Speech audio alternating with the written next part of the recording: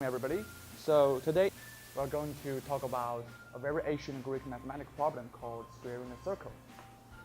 So what is squaring a circle? So the ancient Greek mathematician proposed such a problem. Suppose we have a straight edge and a compass. A straight edge is a ruler without any scale. So could you create a square whose area is the same with the circle? So in our video, we're going to bring you into these fantastic mathematical problems and I'm going to talk about the pi. The mystery of the pi in our video. Enjoy. Ounced papyrus, also called Rhind papyrus, dated back in 1650 BC, first mentioned about the area of the circle and its circumventing square. This was the primitive form of squaring the circle problem. However, the first problem is in ancient Greek, we don't have Arabic numbers. So before we reaching this problem, we're gonna talk about how ancient Greek did math. Okay, so here's the line length A and here's the line length B. So if we draw them together, and this becomes A at B. And this is how ancient Greek did addition. Okay, so here's the line of length A and here's the line of length B. And if we want to have A subtract B, we first have a line of length A over here. And then from the right to left, we write the line of length B. And so here, in this part, we have A subtract B. Here's how we do multiplication. First, we have a right triangle and the short side of length 1 and the hypotenuse side of length A. And then we want to extend the length 1 into the length B. Say the total length of here is length B. And then we complete the right triangle over here. And so the hypotenuse side here, it's the length of A times B. Okay, here's how we do division. Same as before, we have a right triangle, but the short side this time is the length of B, and the hypotenuse side is still length A. So we shorten that into length 1 over here. Length 1. And then we move the perpendicular line over here. Okay, so for the new right triangle over here, the hypotenuse side is now length A over B. We can also use straight edges and compacts to find rational numbers, like the square root of A. So first we have a line of length A, and then we added a line of length 1. And we use this whole line of A plus 1 to draw a semicircle with it. Here's a semicircle. And then we draw a perpendicular line from this point to the semicircle. And then this line over here is the length of square root of 8. Hi, now I'm going to talk about the actual way of squaring the circle. Remember, the only tool we're using today is straightedge and the compass. So here we are going to draw a square inside a circle, looks like here. So next I want to draw a circle inside the square. So puncturing the straightedge and mark the square inside the. One eternity later. So now we already draw a square inside a circle inside a square. There are multiple circles between those two circles, so only one of them have same area as this square here. The quickest way to do this is in the math way. So there is a circle. The radius of this circle is equal to 1. So we got the area of this circle is equal to pi. And now we have a square. If we want to, the area of this square is same as this circle. The length of this square must be root of pi. So we got the area of the square.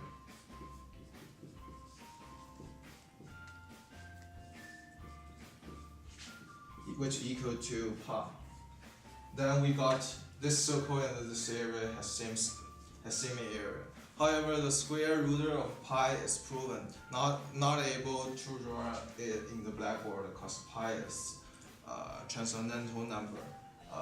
We will talk more about the pi in the next section. So in the previous sections, our friend just mentioned about pi is a transcendental number. So what does it mean to be for the number to be a transcendental number? So before reaching to that topic, in this section, we'll first introduce to you what is algebraic numbers first. The formal definitions of an algebraic number is that a number is algebraic.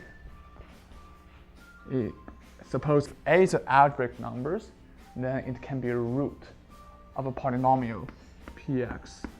Suppose the coefficients are all b, like suppose b0 plus b1 x to the 1 plus b2 x to the square and plus dot dot dot plus all the way to the nth power. Suppose n is the highest power. Alright.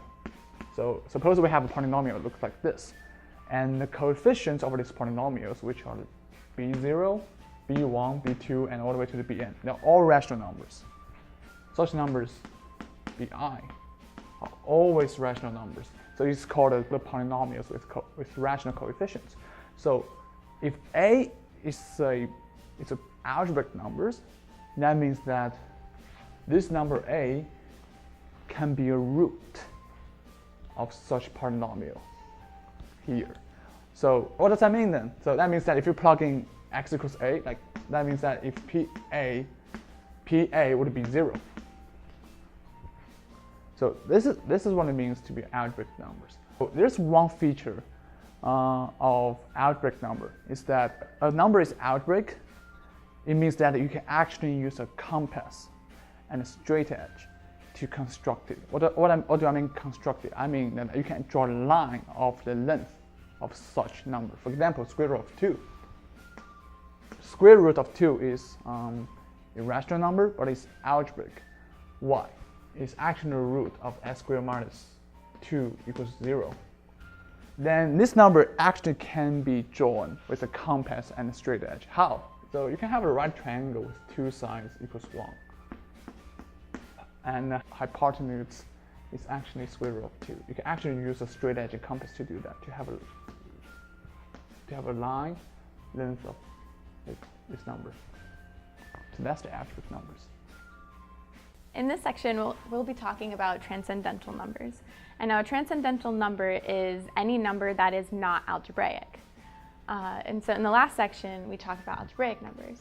And they can be written in, with a straight edge and compass.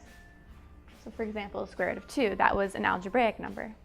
Now a transcendental number is always an irrational number. However, the converse is not true. An irrational number is not necessarily going to be a transcendental number, as we saw with square root of 2, because it is a root of the polynomial equation x squared minus 2 equals 0. And now in 1882, Lindemann-Weierstrass came up with this theorem stating if alpha 1, alpha 2, all the way up to alpha n are algebraic numbers which are linearly independent over the rational numbers q, then e to the alpha 1, e to the alpha 2, so on and so forth, all the way up to e to the alpha n are algebraically independent over the rational numbers. And through a corollary of this theorem, it was proven that pi is a transcendental number. And now, since pi is a transcendental number,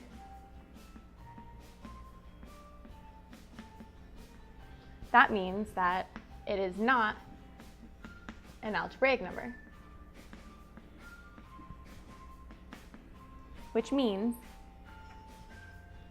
that a line of length pi cannot be drawn using a straight edge or compass. My topic is squaring the circle using 3.2. So basically in 1897 in Indiana, a bill almost passed which made it by law that pi had to equal to 3.2. And it was introduced by amateur mathematician Edward Goodman.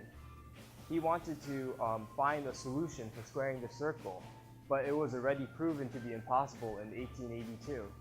So his solution for solving this was to make pi 3.2, which is an approximation of pi.